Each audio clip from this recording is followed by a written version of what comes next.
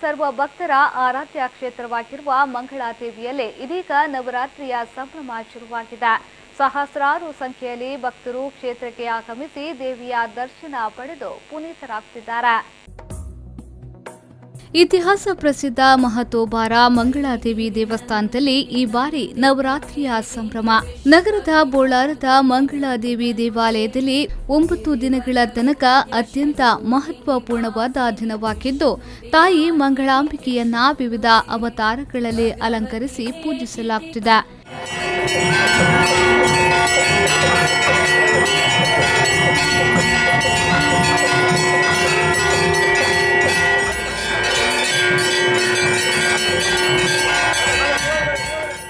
ಇದೇ ವೇಳೆ ಕಾನೂನು ಮತ್ತು ಸುವ್ಯವಸ್ಥೆ ವಿಭಾಗದ ಡಿಸಿಪಿ ಹನುಮಂತರಾಯ ಅವರು ಭೇಟಿ ನೀಡಿ ವಿಶೇಷ ಪ್ರಾರ್ಥನೆ ಸಲ್ಲಿಸಿದರು. ಇತಿಹಾಸ ಪ್ರಸಿದ್ಧ ಶ್ರೀ ಮಂಗಳಾದೇವಿ ದೇವಸ್ಥಾನವು ನವರಾತ್ರಿ ಉತ್ಸವಕ್ಕೆ ತನ್ನದೇ ಆದ ವಿಧಿವಿಧಾನಗಳಿಂದ ಪ್ರಸಿದ್ಧಿಯನ್ನ ಪಡೆದಿದೆ. ಪ್ರತಿ ವರ್ಷವೂ ಸಹಸ್ರಾರು ಸಂಖ್ಯೆಯ ಜನಸ್ತೋಮದಿಂದ ಮೆರೆಯುವ ಮಂಗಳಾದೇವಿ ಕ್ಷೇತ್ರದಲ್ಲಿ ಶ್ರೀಚಮಾಸ ಶುದ್ಧ ಪ್ರತಿಪದೆಯಿಂದ ನವಮಿಯವರೆಗೆ ನವರಾತ್ರಿ ಉತ್ಸವವು ಜರುಗುತ್ತದೆ. ವಿಜಯದಶಮಿಯ ದಿನ ರಥೋತ್ಸವ ಕೂಡ ಸಂಭ್ರಮದಿಂದ ಸಂಪನ್ನಗೊಳ್ಳುತ್ತದೆ.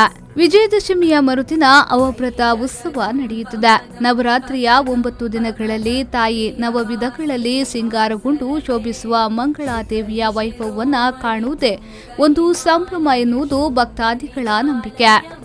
ಶ್ರೀ ಮಂಗಳಾದೇವಿ ದೇವಸ್ಥಾನದಲ್ಲಿ ಅಕ್ಟೋಬರ್ 10ರಿಂದ ಆರಂಭಗೊಂಡಿರುವ ನವರಾತ್ರಿ ಮಹೋತ್ಸವವು ಅಕ್ಟೋಬರ್ 20ರಂದು ಸಂಪನ್ನಗೊಳ್ಳಲಿದೆ.